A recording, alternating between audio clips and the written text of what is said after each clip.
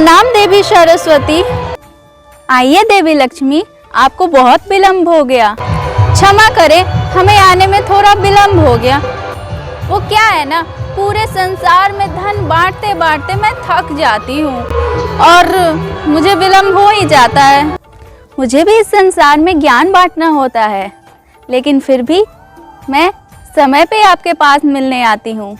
क्षमा करें, आपका काम तो बड़ा ही सरल है। आप बैठे बैठे बस बुद्धि ही तो बांटना है। मुझे तो भौतिक रूप से हर एक इंसान को धन बांटना पड़ता है, तभी तो वो खुशी खुशी सुखी रह पाता है। चाहे आप कुछ भी तर्क दे दे, लेकिन इंसान जब मैं उसके पास जाती हूँ तो वो ज्यादा खुश होता है, ना कि बुद्धि के मिलने से। हाँ, धन बहुत जरूरी है और इस संसार में लोग धन मिलने पे अति प्रसन्न होते हैं।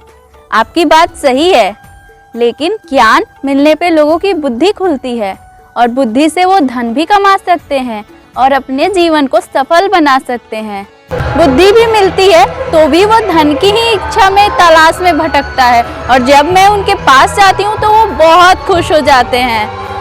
तो मेरे बिना आपका कोई अस्तित्व ही नहीं है देवी सरस्वती। बुद्धिहीन इंसान कभी भी अपने जीवन में सफल नहीं हो पाता है। धन भौतिक चीज है, उसे चोर चोरी करके ले जा सकता है या वह व्यक्ति के पास से कभी भी समाप्त हो सकता है, लेकिन ज्ञान एक ऐसी वस्तु है जो व्यक्ति के पास से कभी नहीं जाता। मुझे तो इस संसार को खुश करने का दायित्व मिला है और मैं वो काम करते करते बहुत थक जाती हूँ।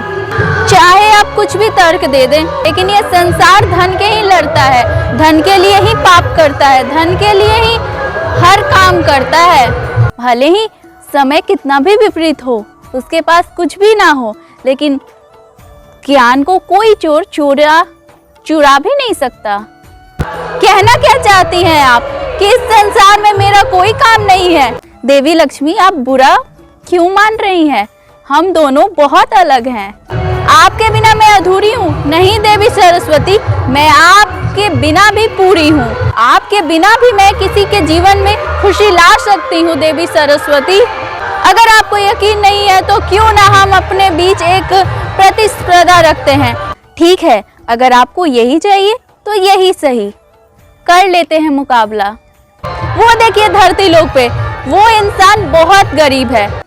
मेरी माँ ने मुझसे कितना उम्मीद लगाया था कि उनका बेटा एक दिन कमा के लाएगा, लेकिन मैं यहाँ कुछ कमा नहीं पा रहा हूँ। काश मैं पढ़ा रहता और मेरे में कुछ बुद्धि होती तो आज मैं कुछ तो कमा लेता। इसी वजह से कोई मुझे काम पे नहीं रख रहा है, सब मुझे बेवकूफ़ बेवकूफ़ बोल रहे हैं। सामने मंदिर दिख रहा है, चलो माता से प्रार्थना करता हूँ कि मेरे दुख खत्म कर दे।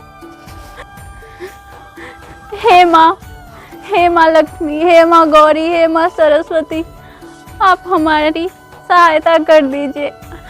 चलिए एक एक करके देख लेते हैं कौन उस इंसान को सुखी और संपन्न बना पाता है। आप अपनी बुद्धि आजमाइए, मैं अपने धन की शक्ति दिखाती हूँ। मैं भी आपसे बोल देती हूँ, बिना ज्ञान के ये व्यक्ति कभी भी अमीर नहीं हो सकता। आप चाहे प्रयत्न करके देख लें।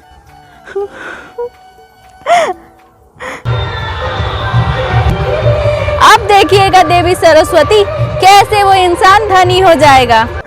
मेरे दुख खत्म कर दीजिए। ये क्या है?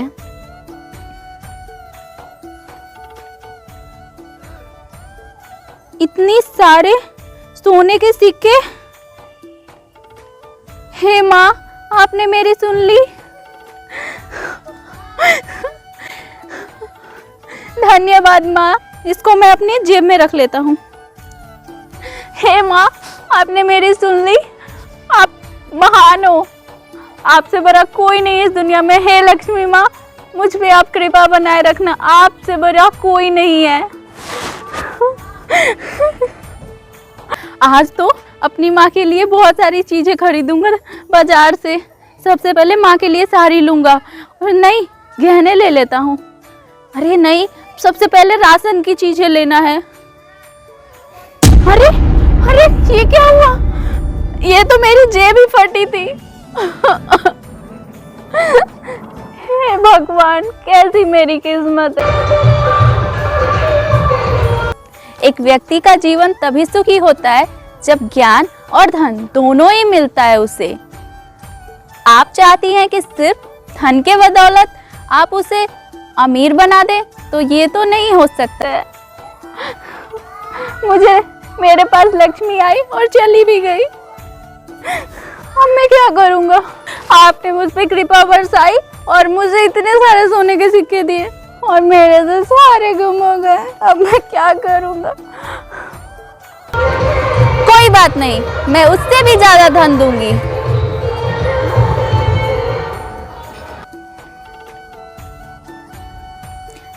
ठीक है देवी लक्ष्मी, आप अपनी मन की इच्छा पूरी कर लीजिए।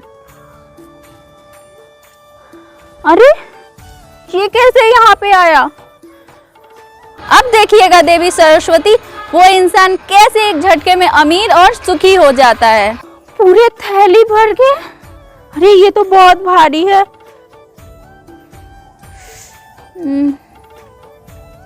मैं किसी की मदद ले लेता हूँ। इतने सिक्के मैं कैसे घर लेके जाऊंगा?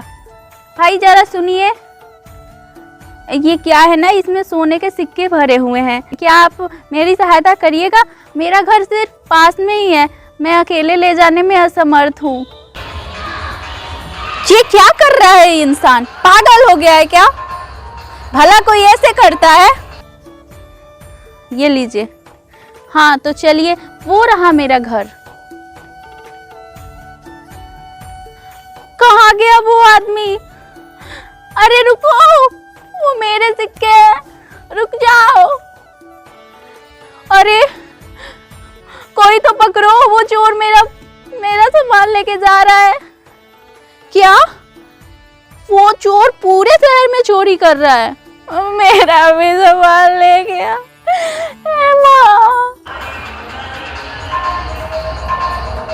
मैंने कहा ना देवी लक्ष्मी, बिना ज्ञान के, बिना बुद्धि के उसके पास धन नहीं टिक सकता। मैंने क्यों उसे रखने को दिया? मेरी बुद्धि कहाँ चली गई थी? घास चरने गई थी। काश मुझ में थोड़ी अकल होती और मैंने वो पात्र उसको ना दिए होते, और अगर मेरे में बुद्धि होती तो मुझे पता तो चलता कि मेरे जेब भी फटे हुए और मैं वो सिक्के ना रखता। हे देवी माँ, मुझ में थोड़ा अकल क्यों नहीं दिया? इतना धन दे दिया, अकल दे देती तो आज मैं भी अमीर हो गया होता। कहा था ना मैंने देवी लक्ष्मी, बिना ज्ञान के इस संसार में धन ज्यादा दिनों तक नहीं टिक पाता। आप चाहे उसे कितनी भी धन अशर्फियाँ दे दें, जब तक उसके पास बुद्धि ना हो तब तक वो धन ज्यादा दिन टिक नहीं पाएगा। ठीक है देवी लक्ष्मी, अब मैं अपनी क्षमता दिखाती हूँ। मैं क्यों रो रहा हूँ?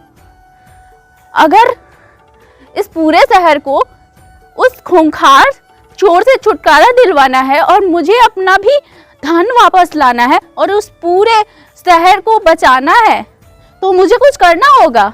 ऐसे हम कैसे रह सकते हैं इतनी डरावनी स्थिति में? मुझे पहले उन लोगों से बात करना होगा जिन जिन लोगों का उस चोर ने पैसे चोरी करे हैं, और तभी हम ग्रुप बना के उसे पकड़ सकते हैं। क्योंकि पुलिस के साथ भी शायद वो मिला हुआ है, तभी तो पुलिस उसे पकड़ नहीं पा रही है।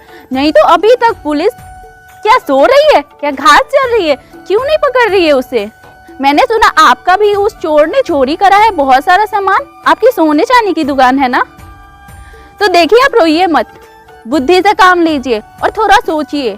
वो एक चोर जहां भी धन दौलत उसे दिख रहा है वो उधर चोरी कर रहा है। क्यों ना हम उसे पकड़ने के लिए प्लान बनाए। उससे पहले जितने भी सारे लोग हैं उन सबको बुलाइए जो आसपास के हैं, मुझे नहीं पता, जिन जिन के भी शहर में चोरी हुई है सामान, उन सबको बुलाइए और हम एक तगड़ा प्लान बनाते हैं, तब जाके उस चोर को हम पकड़ पाएंगे। ठीक है, तो मेरे पास प्लान ये है कि हम ना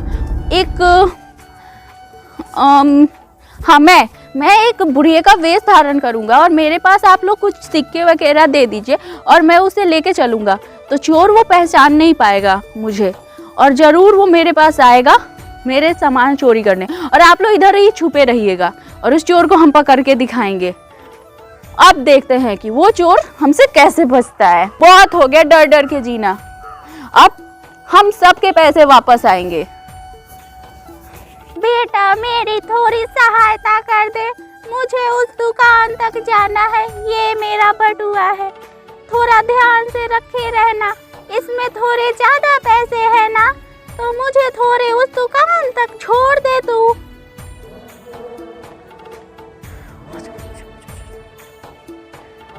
पकड़ा गया तूने हम सबका पैसा चोरी करा है। बता तूने कहाँ रखा है पैसे? मारो इसे, मारो मारो मारो मारो।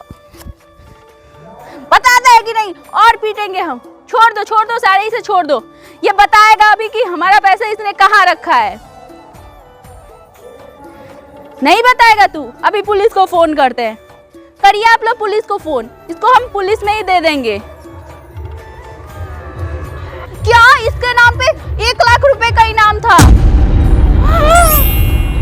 मेरे पैसे भी मुझे मिल गए, 1 लाख और रुपए मिल गए, और अब तो इस पूरे शहर में चोरी से लोगों का छुटकारा हो गया। हे देवी माँ, आपका बहुत बहुत धन्यवाद। मेरी माँ कितना खुश हो जाएगी। आज मैं अपनी माँ के लिए सारी चीजें लेके जाऊंगा। देखा देवी लक्ष्मी, अब वो इंसान बहुत खुश है और उसकी जो निर्धनता थी वो भी चली गई और उसके पास बुद्धि भी आ गई। क्षमा कर दे देवी सरस्वती, हम भूल गए थे कि बुद्धि के बिना धन का कोई अस्तित्व नहीं है। आप और हम मिलके ही इस संसार में खुशी और लोगों के जीवन में शांति ला सकते हैं। बुद्धि ना हो तो धन गंवाते देर नहीं लगती, और बुद्धि हो तो धन कमाया जा सकता है। जिसके पास बुद्धि नहीं उसके पास मैं टिक भी नहीं पाती, और मेरा तो स्वभाव ही है चंचलता। क्षमा करे देवी सरस्वती, आगे से आपकी इस महिमा को मैं कभी नहीं नकारूंगी, और आपकी और मेरी दोनों की ही इस संसार में खास जगह है।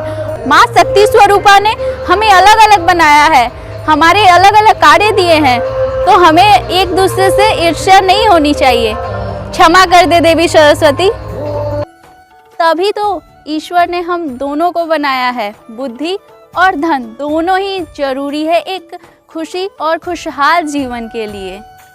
तो हमें भी अपने मतभेद छोड़ के अपने अपने कार्य पे ध्यान देना चाहिए। आप अपना धन बांटने का काम करिए और मैं अपनी बुद्धि बांटने का काम करती हूँ। आप हमसे सर्वश्रेष्ठ हैं। आपके बिना हम किसी इंसान के पास टिक नहीं सकते। जय माँ सरस्वती।